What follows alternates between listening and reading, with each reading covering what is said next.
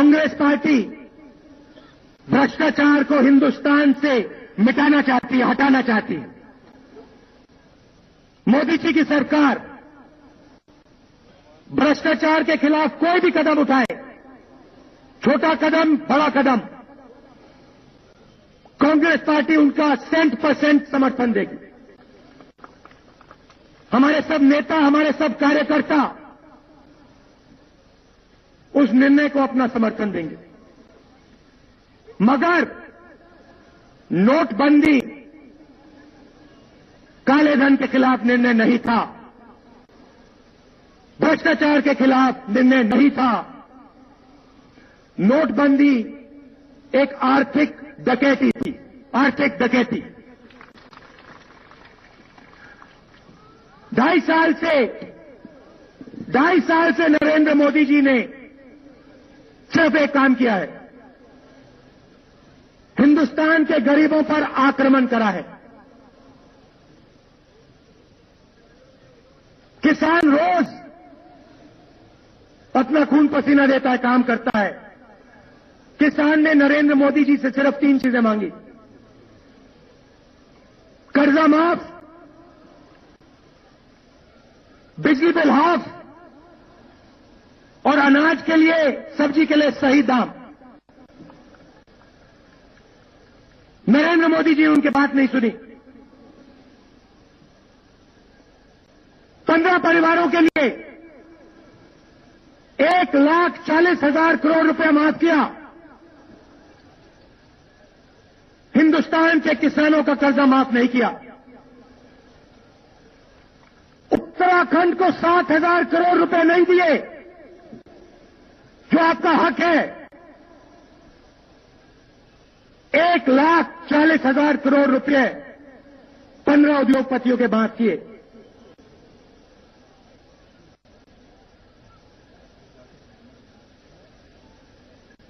कर्जा माफ नहीं किया, उल्टा किसान की जमीन छीनने की कोशिश की। 3 बार हम जो बिल लाए थे, आपकी जमीन बचाने के बिल को उन्होंने रद्द करने की कोशिश की, खत्म करने की कोशिश की, लोकसभा में खत्म करने की कोशिश की। और जब उन्हें पता लगा कि कांग्रेस पार्टी के विपक्ष के एमपी हटेंगे नहीं, तो फिर उन्होंने 3 बार ऑर्डिनेंस पास करने की कोशिश की। मजदूरों का मजाक उड़ाया। लोकसभा में कहा मजदूर गड्ढा खोदते हैं, गड्ढा खोदते हैं, गड्ढा खोदते हैं। मनरेगा आपने उनसे छीना। नरेंद्र मोदी जी हिंदुस्तान के मजदूर गड्ढा नहीं खोदते हैं। हिंदुस्तान के मजदूर हिंदुस्तान को बनाते हैं, बनाते हैं, खड़ा करते हैं। आदिवासियों के खिलाफ छत्तीसगढ़ में, झारखंड में, मध्य प्रदेश में आपकी सरकारों ने युद्ध शुरू कर रखा है। उनसे आप उनकी जमीन, उनका जल और उनका जंगल छीनते हो। कोई भी आदिवासी खड़ा हो जाता है, उसको गोली मारते हो। हिंदुस्तान को आपने 2 भागों में बांट दिया है। एक तरफ हिंदुस्तान के सुपर रिच लोग, 1% लोग, 50 परिवार, और दूसरी तरफ 99% जनता, ईमानदार लोग, जो इस देश को बनाते हैं, खेत में काम करते हैं, मजदूरी करते हैं, छोटा बिजनेस चलाते हैं, आईटी का काम करते हैं। पिछले 2.5 साल में आपकी पॉलिसीज ने, एनडीए की पॉलिसीज ने 1% लोगों को हिंदुस्तान का 60% धन दिलवा दिया है। 50 परिवारों को आपने हिंदुस्तान के धन का सबसे बड़ा भाग पकड़ा दिया है। ये कौन लोग हैं? ये वही लोग हैं जो आपके साथ हवाई जहाज में ऑस्ट्रेलिया जाते हैं, इंग्लैंड जाते हैं, आपके साथ बैठते हैं, इनको आप बड़े बड़े कॉन्ट्रैक्ट देते हो। काला धन क्या है? किसके पास है? काला धन हिंदुस्तान के 99% ईमानदार लोगों के पास नहीं है। काला धन हिंदुस्तान के किसान के जेब में नहीं है, हिंदुस्तान के मजदूर के पास नहीं है। काला धन इन 50 परिवारों के पास है, 1% सुपर रिच लोगों के पास है। All cash is not black and all black money is not cash. सारा काला धन कैश में नहीं है और सारा कैश काला धन नहीं है। मतलब ज्यादा से ज्यादा काला धन रियल एस्टेट में, जमीन में, बड़ी बड़ी इमारतों में, सोने में और स्विस बैंक विदेशी बैंक अकाउंट में है। 94% काला धन स्विस बैंक अकाउंट्स में, सोने में और जमीन में है। सिर्फ 6% काला धन कैश में है। 94% काला धन 1% लोगों के पास है, 50 परिवारों के पास है। पता नहीं क्यों नरेंद्र मोदी जी ने निशाना अपना 6% कैश पे लगा रखा है, 94% काले धन पे नहीं। पता नहीं क्यों नरेंद्र मोदी जी ने अपना निशाना 99% ईमानदार लोगों पे लगा रखा है, 1% अमीर लोगों पे नहीं। पता नहीं क्यों निशाना किसान पर है, मजदूर पर है, मिडिल क्लास पे है, मगर 50 परिवारों पे नहीं। इसकी सच्चाई मैं आपको बताना चाहता हूं। यहां मैं आपको यह समझाना चाहता हूं कि नरेंद्र मोदी जी ने अपना निशाना गरीबों पे क्यों लगाया। 6% काला धन कैश में है, 94% स्विस बैंक अकाउंट में है। यह बात नरेंद्र मोदी जी बहुत अच्छी तरह जानते हैं। आपको याद होगा चुनाव में ऐसे भाषणों में नरेंद्र मोदी जी ने कैश की बात नहीं की थी। उन्होंने पूरे हिंदुस्तान से कहा था विदेशी बैंक अकाउंट्स में लाखों करोड़ रुपया पड़ा हुआ है, चोरी का पैसा है। नरेंद्र मोदी प्रधानमंत्री बनेगा, उस पैसे को वापस लाएगा। याद है आपको? याद है ना? आप सबसे वायदा किया था 15 लाख रुपए हर बैंक अकाउंट में मैं डाल के दिखाऊंगा, काला धन वापस लाऊंगा। अब आप मुझे बताइए यहां कितने लोगों को 15 लाख रुपए मिला? कोई है यहां पे जिसको काला धन जेब में मिला? नहीं। मुझे बताइए कितने काले धन वालों को कितने काले धन वालों को जेल में डाला नरेंद्र मोदी ने? एक नाम बता दो मुझे। एक और बात का जवाब दीजिए। स्विस सरकार ने bank account, Swiss bank account holders के नाम हिंदुस्तान की सरकार को दे रखे हैं। ये बीजेपी के मंत्री ने पार्लियामेंट हाउस में बोला है, ये मैं नहीं बोल रहा हूं। हमने सवाल पूछा, उन्होंने जवाब दिया। अब मैं उनसे सवाल पूछ रहा हूं, इन चोरों के नाम आपने लोकसभा और राज्यसभा में क्यों नहीं रखे?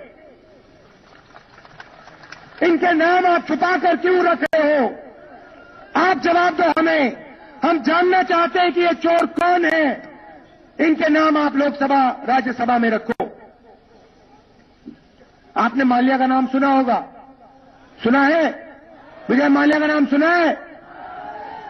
कहां है वो? दिल्ली में है, लंदन में है? मोदी, ललित मोदी का नाम सुना है? कहां है वो? दिल्ली में, लंदन में है? लंदन में है। उनको आप वापस क्यों नहीं लाए? अच्छा, एक और बात बताओ, उत्तराखंड को आपने पैसा नहीं दिया। उत्तराखंड का हक था, 60,000 करोड़ रुपए आपने नहीं दिया। मगर डीमोनेटाइजेशन के बाद, नोटबंदी के बाद, आपने विजय माल्या को 1200 करोड़ रुपए की टॉफी खिलाई। उसके मुंह में आपने 1200 करोड़ रुपए की टॉफी दी। ले विजय माल्या जी, नरेंद्र मोदी जी आपका कर्जा माफ करते हैं, ले 1200 करोड़ रुपए। उत्तराखंड की जनता को आप नहीं दे पाए, उनसे आपने छीना और माल्या को दिया। यह है सूट बूट की सरकार की सच्चाई। Very good. वायदा किया था 15 लाख का। ऐसी मीटिंग में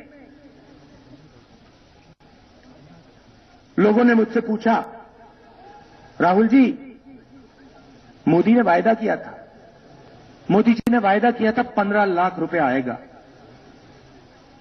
मोदी जी के शब्द खोखले हैं, कुछ नहीं आया, झूठ बोला मोदी जी ने। लोगों ने मुझे कहा कि राहुल जी, मैंने नरेंद्र मोदी जी को वोट दिया था, मैंने सोचा था कि 15 लाख मिलेगा मुझे, मेरा जबरदस्त बेवकूफ बनाया, एक युवा ने मुझे बोला। अब लोगों ने पूछना शुरू किया कि भैया 15 लाख कब आएगा? विदेशी बैंक अकाउंट्स की लिस्ट लोकसभा में, राज्यसभा में कब रखी जाएगी? माल्या, मोदी वापस कब आएंगे? नरेंद्र मोदी जी को थोड़ी घबराहट हुई। कहते हैं एक नया ड्रामा शुरू करते हैं, सर्जिकल स्ट्राइक भ्रष्टाचार पे, surgical strike on corruption. Modi ji, आपने ये सर्जिकल स्ट्राइक नहीं किया, आपने ये फायर बॉम्बिंग की है, फायर बॉम्बिंग हिंदुस्तान के गरीब लोगों पर, किसानों पर, मजदूरों पर, छोटे दुकानदारों पर। सही बात है ना? महिलाओं पर सबसे बड़ी चोट महिलाओं पर आपने मारी। थोड़ा सा पैसा अपने घर में रखती थी, ईमानदारी का पैसा था, बच्चों के भविष्य के लिए, माता पिता के इलाज के लिए, थोड़ा सा अपने लिए, वो आपने इनके हाथ से छीना, उस पैसे को आपने जलाया। फायर बॉम्बिंग क्या? दूसरे महायुद्ध में, भैया मुर्दाबाद मत कहिए, वो उनका काम है, हमारा नहीं। मुर्दाबाद वो लोग करते हैं, हम लोग मुर्दाबाद नहीं कहते हैं। ये गांधी जी की पार्टी है। फायर बॉम्बिंग, बम गिराने का दूसरे महायुद्ध में टेक्निक निकाला गया था। 200-300 जहाज आते थे ऊपर से, आग वाले बम लेकर आते थे, 25 मिनट में पूरे के पूरे गिरा देते थे। पूरा शहर जल जाता था, राख बन जाता था। टोक्यो की फायर बॉम्बिंग हुई, हिरोशिमा से ज्यादा लोग मरे थे फायर बॉम्बिंग में। जो काम एटम बॉम्ब नहीं कर पाया, वो काम फायर बॉम्बिंग ने कर दिखाया था। मोदी जी, आपकी फायर बॉम्बिंग ने उत्तराखंड के गरीब लोगों को जबरदस्त चोट पहुंचाई। किसान जब बीज खरीदता है, खाद खरीदता है, वो मोबाइल फोन से नहीं खरीदता है, वो कैश से खरीदता है। उसका कैश आपने जलाया। मजदूर काम करता है, दिन भर अपना पसीना देता है, शाम को उसको पैसा मिलता है, क्रेडिट कार्ड में नहीं मिलता है, कैश में मिलता है, कैश में। उसकी कैश आपने जलाई, उसकी कमाई में आपने आग लगाई। और यहां उत्तराखंड में मनी ऑर्डर की इकोनॉमी है, उसको आपने जलाया। ट्रांसपोर्ट का बिजनेस है, रीढ़ की हड्डी है उत्तराखंड की, उसमें आपने आग लगाई। टूरिज्म की इंडस्ट्री को आपने खत्म किया, भाग गए सब टूरिस्ट। और यहां सिडकुल में फैक्ट्रियों ने मजदूरों को हटाया, भगाया, कहा कि तुम्हारी कोई जरूरत नहीं है, तुम जाओ यहां से। मोदी जी ने वायदा किया था 2 करोड़ युवाओं को मैं रोजगार दूंगा। कहां गया वो वायदा? कहां गया वो वायदा? 15 लाख रुपए जैसा वायदा हवा में उड़ गया। हमने पूछा, लोकसभा राज्यसभा में हमने सवाल पूछा, भैया बताइए, रोजगार के बारे में बताइए। सरकार से जवाब मिलता है 7 साल से सबसे ज्यादा बेरोजगारी आज हिंदुस्तान में है। सबसे ज्यादा बेरोजगारी 7 साल में आज है। नोटबंदी के कारण, नरेंद्र मोदी जी की पॉलिसियों के कारण। खैर, ये आपने फायर बॉम्बिंग क्यों की? इसका लक्ष्य क्या था? इसके पीछे क्या सोच थी? मैं आपको बताता हूं। मैंने आपको दिखाया कि ये लड़ाई काले धन के खिलाफ नहीं थी। अब मैं आपको बताता हूं इस लड़ाई का लक्ष्य क्या था, इस पॉलिसी का लक्ष्य क्या था। पिछले 2.5 साल में नरेंद्र मोदी जी ने 1,40,000 रुपया कर्जा माफ किया है, बिना किसी को बताए। 15 परिवारों का 8 लाख करोड़ रुपया बाकी है। उन्हीं 50 परिवारों ने हिंदुस्तान के पब्लिक सेक्टर के बैंक से लाखों करोड़ रुपया ले रखा है। 8 लाख करोड़ रुपया वो दबा के रखे हुए हैं। जब कोई किसान बैंक लोन लेता है, पैसा वापस नहीं देता है, उससे आप घर छीन लेते हैं, उसका आप खेत छीन लेते हैं। मगर जब हिंदुस्तान का 1% सुपर रिच अमीर लोग, 50 परिवार के लोग बैंक को पैसा वापस नहीं देते हैं, तो आप उनसे कहते हो कि हम आपका लोन रिस्ट्रक्चर करेंगे, आप डिफॉल्टर हो, आप चोर नहीं हो, आप डिफॉल्टर हो। इस पैसे को आप एनपीए कहते हो, non performing asset. Narendra Modi ji इनसे पैसा नहीं ले सकते हैं, क्योंकि इन्होंने नरेंद्र मोदी जी को बनाया है। कैसे बनाया है मैं आपको स्पीच के अंत में दिखाऊंगा। नरेंद्र मोदी जी को कुर्सी पे इन लोगों ने बैठाया है। टेलीविजन पे नरेंद्र मोदी जी आते हैं, 30 सेकंड के लिए लाखों रुपए लगते हैं। हिंदुस्तान का किसान पैसा नहीं देता है, हिंदुस्तान का मजदूर पैसा नहीं देता है उस मार्केटिंग के लिए, 50 परिवार के लोग देते हैं। नरेंद्र मोदी जी चाहते हैं कि हिंदुस्तान के बैंकों में आपका पैसा जाए, आपका लाखों करोड़ रुपया जाए। उस पैसे से नरेंद्र मोदी जी 50 परिवारों का 8 लाख करोड़ रुपया माफ करना चाहते हैं। ये सच्चाई है नोटबंदी की।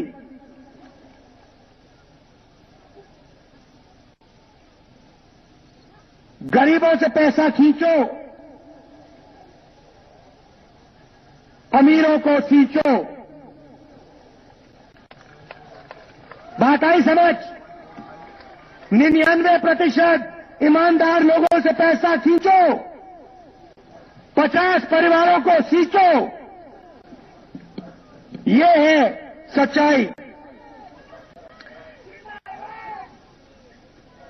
ये है नोटबंदी की सच्चाई। इस लक्ष्य के लिए आपका पैसा बैंक में फंसा रहना चाहिए।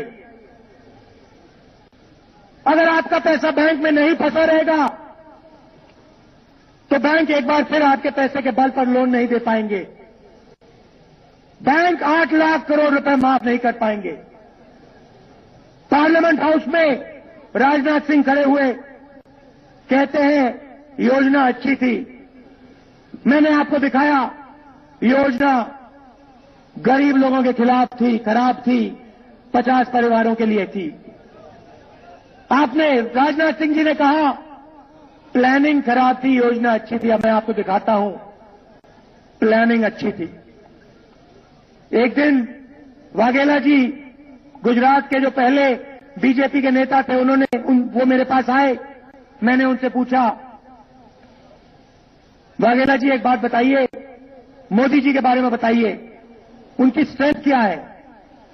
वाघेला जी ने कहा राहुल, मोदी जी किसी चीज का भी इवेंट बना सकते हैं, जबरदस्त इवेंट बनाते हैं, मगर एक बात आप कभी मत भूलना, मोदी जी की प्लानिंग बहुत बढ़िया है। नोटबंदी की प्लानिंग में कोई कमी नहीं थी। लक्ष्य था कि आपका पैसा ज्यादा से ज्यादा समय बैंक में फंसा रहे। अब मैं आपसे सवाल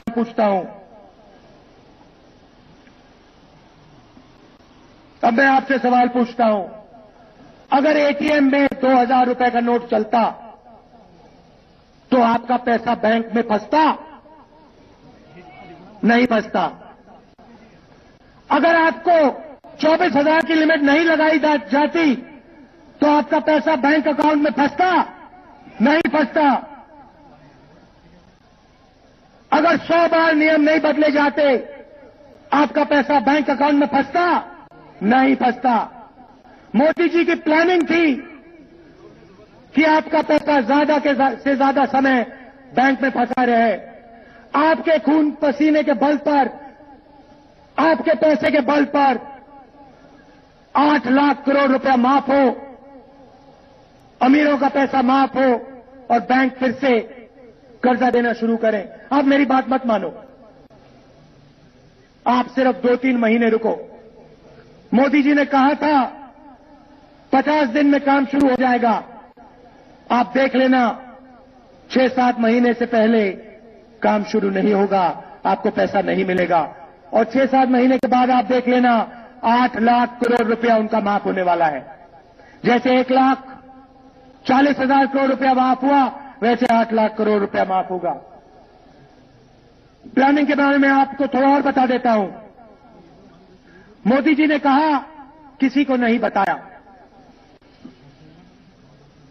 तो फिर आप मुझे बताइए मोदी जी, बंगाल के बीजेपी यूनिट ने इस निर्णय से कुछ ही दिन पहले बैंक में अपना पैसा क्यों डिपॉजिट किया? करोड़ों रुपए क्यों बैंक में डाले? बिहार के आपके यूनिट में हर डिस्ट्रिक्ट में इस निर्णय से एकदम पहले जमीन क्यों खरीदी?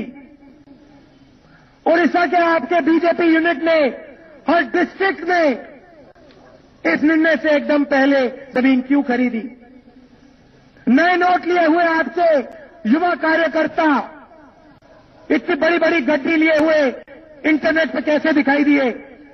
और बेंगलोर में आपके एक्स मंत्री ने, रेड्डी जी ने, जरानर रेड्डी जी ने 500 करोड़ रुपए में अपनी बेटी की शादी कैसे करा दी?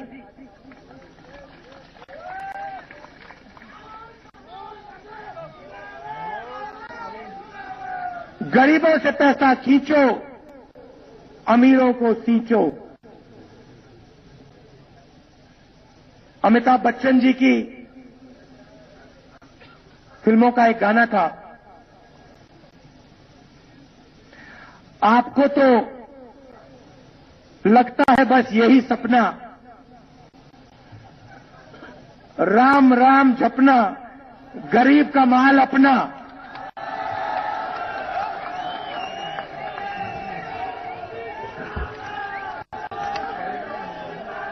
ताज का महल गिरने लगा, ताज का महल गिरने लगा। नरेंद्र मोदी जी कहते हैं काले धन के खिलाफ लड़ाई थी, काला धन वापस नहीं आएगा और जो वापस नहीं आएगा वो मैं गरीबों को दूंगा। पता लगा सारा का सारा काला धन वापस आ गया। नरेंद्र मोदी जी ने फैसिलिटेशन कर दिया इनका। भागे उधर से निकले, कहते नहीं भैया काली धन की बात छोड़ो, ये हमने कदम आतंकवाद के खिलाफ लिया है, आतंकवाद के खिलाफ।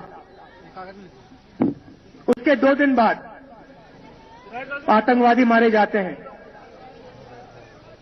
हमारे सेना के युवाओं ने, शायद उत्तराखंड के थे, हिमाचल के थे, वीर सिपाहियों ने उनको मारा।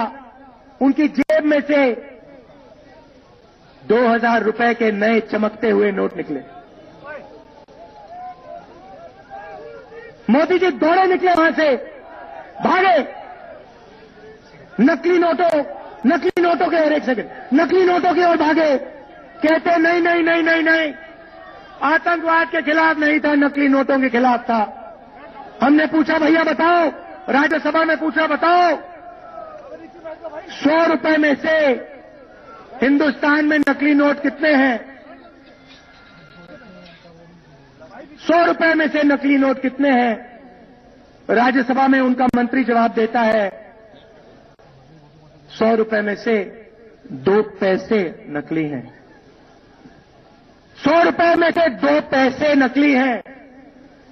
मोदी जी दौड़े उधर से कैशलेस इकोनॉमी की ओर। कहते हैं नहीं भैया, हमने ये निर्णय कैशलेस इकोनॉमी के लिए लिया था। कैशलेस इकोनॉमी की मैं आज से बात करता हूं। आज आप अपना पैसा देते हो, कोई युवा जाता है, पैसा देता है, 100 रुपए का नोट देता है। खैर आपके पास आज तो है ही नहीं, मगर नोटबंदी से पहले आप जब देते थे, आप 100 रुपए देते थे, दुकानदार को 100 रुपए मिलता था। कैशलेस दुनिया में आप अपने फोन पे बटन दबाओगे, 100 रुपए यहां से निकलेगा और 5% कमीशन डायरेक्ट उन्हीं 50 परिवारों के जेब में जाएगा।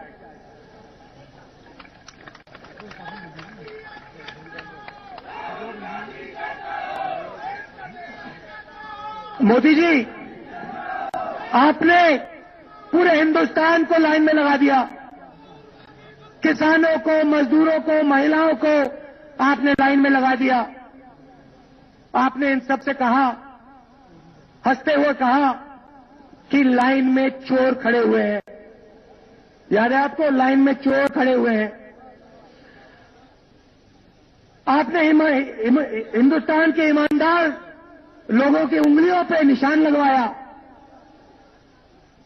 और आपने हिंदुस्तान की जनता से कहा कि 5,000 रुपए से ज्यादा अगर आपने बैंक में डिपॉजिट करना है तो आप हमें बताओ पैसा कहां से आया। अब हर बिजनेसमैन की आदत होती है, दुकानदार की आदत होती है कि वो हिसाब रखे, कितना पैसा किसको दिया, किससे कितना लिया, किस बैंक में बैंक अकाउंट है, किधर बैंक लोन है, सब बिजनेस वाले दुकानदार रिकॉर्ड रखते हैं। 22 नवंबर 2014 इनकम टैक्स की एक रेड होती है, सहारा ग्रुप के ऑफिस में रेड होती है। उधर उनके रिकॉर्ड में